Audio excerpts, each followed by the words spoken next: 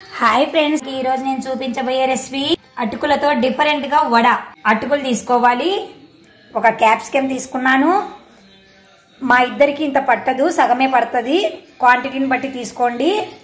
ఆలుగడ్డలు ఉడికించుకున్నాను, పొట్టు తీసుకోవాలి. ఇలా పొట్టు తీసేసి తుడుముకోవాలి.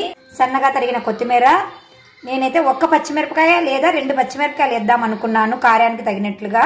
ఒక గిన్నెలో నీళ్లు తీసుకొని ఈ అటుకులను ఇందులో వేసి ఒక మారు బాగా కడుక్కోవాలి.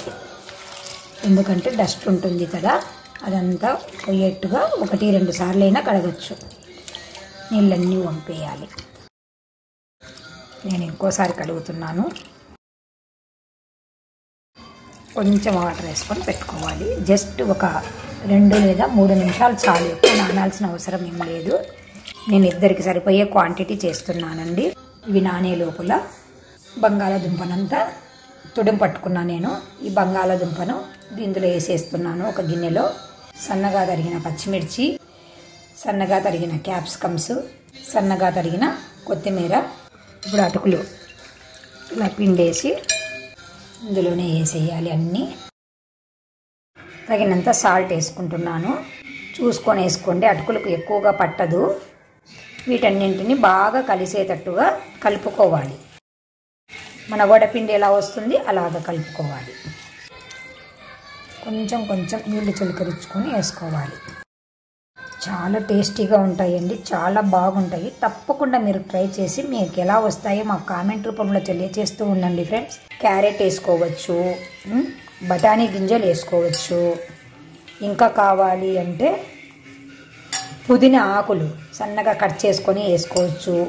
ఉల్లిపాయలు వేసుకోవచ్చు, మన ఇష్టం అండి. ఏ వేసుకున్నా బాగానే ఉంటాయి. కందికాయలు ఉన్నాయి కదా, ఈ గింజలను తీస్తున్నాను నేను. ఈ కంది గింజలను కూడా ఇందులోనే వేస్తున్నాను. ఒక 2 లేదా 3 స్పూన్లు బియ్యం పిండి వేసుకుంటున్నాను, క్రిస్పీగా రావడానికి కోసం. వీటన్నింటిని బాగా కలిసేటట్టు కలుపుకోవాలి. నీళ్లు చూసుకొని జాగ్రత్తగా వేసుకోండి. ఎక్కువ వేస్తే జోరైపోతే వడలు రావు. ఇది కొద్దిగా తడి చేసుకొని ఇలా ఉండలు చేసుకుంటూ వడలాగా ఒత్తుకోవాలి. ఇలాగన్నీ చేసి ప్లేట్లో పెట్టుకున్నాను. ఇప్పుడు వీటిని డీప్ ఫ్రై చేయాలి, లేదా మనము కట్లెట్ లాగా అటుపక్క కొంచెం ఇటుపక్క కొంచెం ఆయిల్ వేసి కూడా అట్లా కూడా కాల్చుకోవచ్చు. చాలా బాగుంటాయి. 2 విధాలా చేసుకోవచ్చు.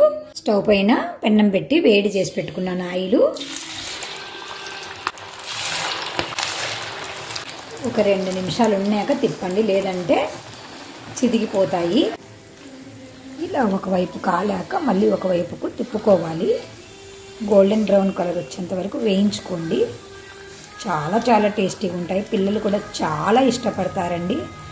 తప్పకుండా మీరు కొంచెం ఓపిక తెచ్చుకొని పిల్లలకు చేసి పెడుతూ ఉండండి ఫ్రెండ్స్. బయట ఫుడ్ వీలైనంత వరకు అవాయిడ్ చేయండి ఫ్రెండ్స్. గోల్డెన్ బ్రౌన్ కలర్ వచ్చేంత వరకు వేయించుకొని నూనె అంతా వడిచేసిన తర్వాత సర్వ్ చేసుకోవడమే ఫ్రెండ్స్. వీటిని ఇలాగే వట్టివైనా తినచ్చు, లేదు అంటే టమాటా కెచప్తో కూడా తినచ్చు. మన ఇష్టం ఫ్రెండ్స్. చాలా క్రిస్పీగా, చాలా సాఫ్ట్గా, లోపల సాఫ్ట్గా పైన క్రిస్పీగా ఉన్నాయండి. ఇలా తింటే చాలా టేస్టీగా ఉంటాయి ఫ్రెండ్స్. తప్పకుండా మీరు ట్రై చేస్తూ ఉండండి. నేను చూపించే వంటలు చాలా సింపుల్గా, చాలా హెల్తీగా ఉన్నవి మాత్రమే చూపిస్తున్నాను. కాబట్టి తప్పకుండా ట్రై చేసి మీకు ఎలా వచ్చాయో మాకు కామెంట్ రూపంలో తెలియజేస్తూ ఉండండి ఫ్రెండ్స్. Bye bye friends.